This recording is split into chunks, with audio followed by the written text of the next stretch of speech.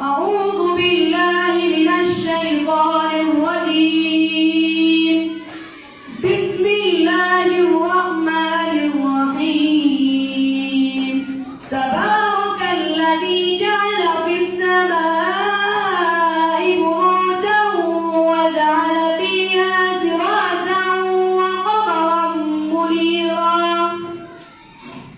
وهو الذي جعل الليل والنهار خلفة لمن أراد أن يذكر أو أراد شكورا.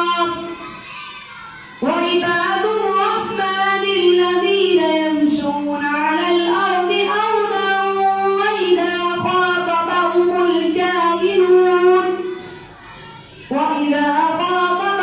الجاهلون قالوا سلاما. والذين يبيتون لربهم سجدا وقياما. والذين يقولون ربنا اصرف عنا عذاب جهنم إن عذابها